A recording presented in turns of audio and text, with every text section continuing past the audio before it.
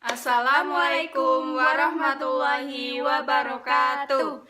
Halo semuanya, perkenalkan di sini kami dari kelompok 12 dengan saya Ira Cantika Tri Iswanti NIM 267 dan teman saya Finandita Putri Utami NIM 269. Nah, di sini kami akan mempresentasikan materi tentang anak berkebutuhan khusus ADD atau ADHD. Yang pertama yaitu pengertian ADD atau ADHD.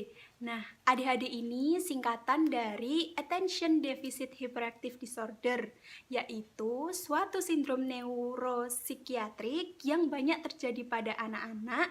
Biasanya gejala yang terjadi yaitu hiperaktif dan tingkah laku yang impulsif. Nah, ada beberapa hal yang harus diperhatikan terkait kemunculan gejala ADHD ini. Seperti yang pertama, ada gejala hiperaktivitas. Yang kedua, ada gangguan yang secara klinis signifikan di dalam fungsi sosial, akademik, atau pekerjaan. Yang ketiga, gejala-gejala tidak terjadi selama berlakunya PDD, skizofrenia, atau gangguan psikotik lainnya, dan tidak dijelaskan dengan lebih baik oleh gangguan mental lainnya. Selanjutnya, faktor penyebabnya. Yang pertama ada faktor genetika. Beberapa penemuan menunjukkan bahwa peran gen-gen tertentu dapat menjadi salah satu faktor penyebab ADHD. Yang kedua yaitu faktor neurobiologis, yaitu faktor ini tidak langsung mempengaruhi atau berhubungan dengan simptom-simptom ADHD. Adapun kondisinya yaitu yang pertama, peristiwa pasca kelahiran, yang kedua, keracunan kandungan timah, yang ketiga, gangguan bahasa dan pembelajaran. Yang keempat, menurunnya kemampuan anak ADHD pada tes neuropsikologis yang dikaitkan dengan fungsi lobus prefrontalis. Kemudian, faktor selanjutnya, faktor diet, alergi, dan zat timah. Adapun zat tambahan ini bisa berupa penyedap rasa tambahan, bahan pengawet, dan gula yang digunakan untuk ibu-ibu pada saat memasak. Selanjutnya ada penanganan untuk ABK ADD atau ADHD. Yang pertama ada aspek interaksi sosial, yaitu dengan anak senantiasa diajak berkomunikasi.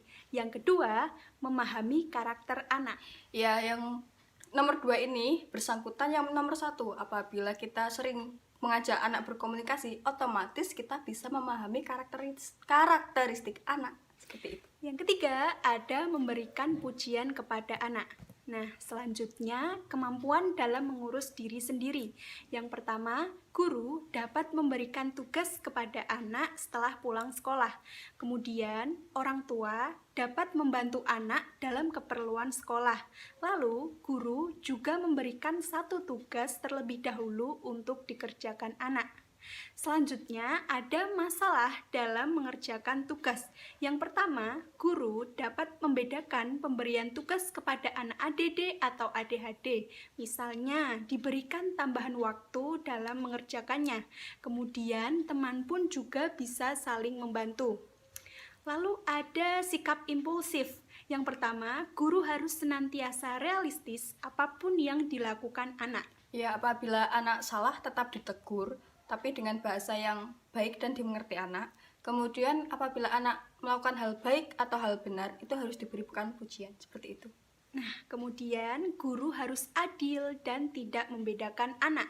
Ya, jadi kalau menjadi seorang guru itu harus adil, tidak membedakan anak. Apabila anak memiliki gangguan, ya harus diperhatikan, tidak hanya anak yang pintar atau anak yang normal, seperti itu. Ya. Yang terakhir, apabila anak salah diberi teguran, apabila anak bersikap benar maka diberi penghargaan. Kemudian ada kemampuan akademik. Yang pertama, guru memberikan tugas kepada anak, misalnya tugas matematika membuat diagram. Yang kedua, guru mengkomunikasikan tugas dengan jelas. Kemudian ada ekspresi emosi. Yang pertama, guru harus bisa membatasi dalam memberikan perhatian kepada anak dan lebih mengoptimalkan pencegahan serta penanganan masalah ADD atau ADHD. Kemudian, guru harus bisa memahami karakter anak. Yang terakhir, guru seharusnya dapat memberikan teguran dalam bahasa yang lebih dimengerti anak. Jadi guru itu apabila memberikan teguran tidak dengan bahasa yang kasar, itu akan mengganggu mental anak dan malah tidak dimengerti anak, soalnya anak itu biasanya lebih suka diberikan teguran yang halus, bahasa yang baik, seperti itu. Selanjutnya, jenis ADD atau ADHD. Yang pertama, tipe anak yang tidak bisa memusatkan perhatian, sangat mudah terganggu perhatiannya, cenderung suka melamun, dan biasanya terjadi pada anak perempuan. Kemudian yang kedua, tipe anak yang hiperaktif dan impulsif. Tipe ini banyak terjadi pada anak-anak kecil. Kemudian yang ketiga, tipe gabungan. Anak ADHD sangat mudah terganggu perhatiannya, hiperaktif dan impulsif. Kebanyakan terjadi pada anak-anak. Kemudian, ADD atau ADHD ini memiliki kriteria. Yang pertama, kurang perhatian. Ciri-cirinya seperti sering gagal memperhatikan baik-baik terhadap sesuatu yang detail dan ceroboh. Ini tuh biasanya anak-anak yang mengalami ADHD ini kan ceroboh banget nih. Jadi tidak bisa memusatkan perhatiannya dengan baik. Jadi dia ceroboh seperti itu. Yang kedua, mengalami kesulitan dalam memusatkan perhatian terhadap tugas atau kegiatan yang dilakukan. Kemudian, dia tidak mendengarkan jika diajak bicara secara langsung. Lalu, dia juga tidak memperhatikan perintah guru dan sering kehilangan barang. Ya, soalnya kan tadi udah dijelaskan tadi yang nomor 1. Soalnya ceroboh, jadi dia tuh kadang tidak tahu barangnya ditaruh di mana, disimpan di mana, jadi sering banget kehilangan barang. Kriteria kurang perhatian ini juga mudah bingung, dan yang terakhir, dia menjadi cepat lupa dalam melakukan kegiatan sehari-hari. Ya, karena dia tidak bisa memusatkan perhatiannya dengan baik, jadi dia cepat lupa. Selanjutnya ada kriteria hiperaktivitas dan impulsivitas. Nah, hiperaktif ini memiliki ciri-ciri yang pertama, tangan dan kaki tidak bisa diam. Kemudian dia juga senang berlarian, lalu mengalami kesulitan dalam bermain. Dan dia itu bergerak seolah-olah dikendalikan oleh motor. Dan dia juga sering berbicara. Lalu ada kriteria impulsivitas dengan ciri-ciri 1. Sering kali memotong pembicaraan orang lain. Yang kedua, mengalami kesulitan dalam kesabaran. Dan yang terakhir, senang mengganggu orang lain.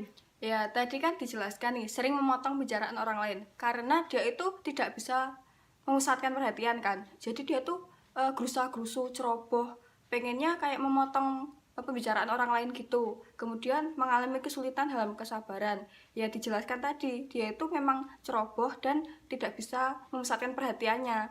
Kemudian senang mengganggu orang lain karena memang itu ciri-ciri dari hiperaktif dan impulsivitasnya. Seperti itu. Nah, itu tadi semua materi tentang anak berkebutuhan khusus ADD atau ADHD. Sekian dan terima kasih. Jangan lupa tetap semangat, jaga mood, jaga kesehatan. Sekian, wassalamualaikum warahmatullahi Wabarakatuh. Dah.